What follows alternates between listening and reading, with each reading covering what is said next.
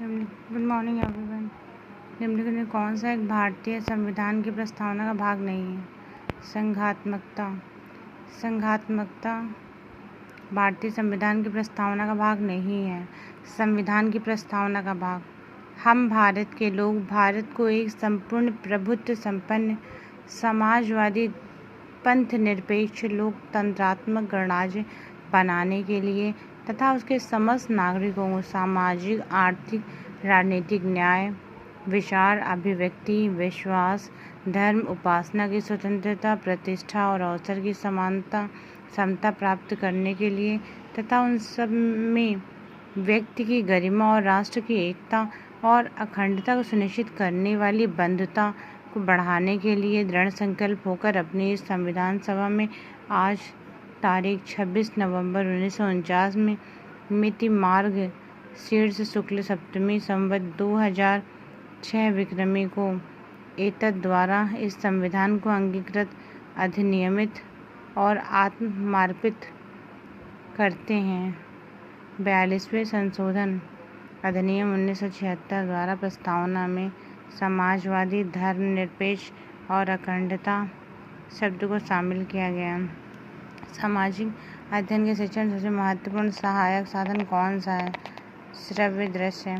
सामाजिक अध्ययन के शिक्षण सबसे महत्वपूर्ण सहायक साधन श्रव्य दृश्य है। अध्ययन के दौरान पाठ्य सामग्री समझौते के समय शिक्षक जिन सामग्रियों का प्रयोग करता है वह सहायक सामग्री कहलाती है। शिक्षण में अधिगम हेतु 3 प्रकार की सहायक सामग्री का प्रयोग किया जाता है: श्रव्य साधन, दृश्य साधन, श्रव्य दृश्य साधन। उच्च प्राथमिक स्तर पर कौन सा विषय सामाजिक अध्ययन सम्मिलित नहीं है? दर्शनशास्त्र।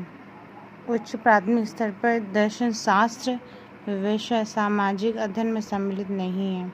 उच्च प्राथमिक स्तर पर राजनीतिक शास्त्र, इतिहास, भूगोल, अर्थशास्त्र, समाजशास्त्र आदि विषयों को सम्मिलित किया जाता है। संविधान सभा के अध्यक्ष कौन थे? Just a second. Doctor Rajendra Prasad संविधान सभा के स्थायी अध्यक्ष थे।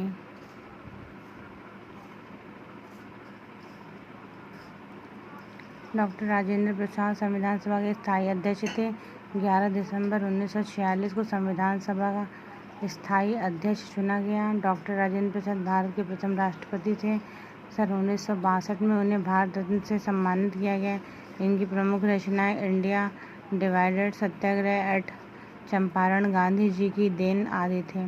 9 दिसंबर 1946 संविधान सभा की प्रथम बैठक नई दिल्ली में स्थित काउंसिल चैम्बर के पुस्तकालय भवन में हुई।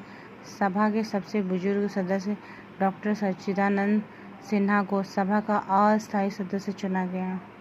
उपराष्ट्रपति कौन थे? राष्ट्रपति की अनुपस्थिति में उसके समस्त कार्य उपराष्ट्रपति द्वारा किए जाते थे। भारत के राष्ट्रपति के बाद उपराष्ट्रपति का पद कार्यकारिणी में दूसरा सबसे बड़ा पद होता था।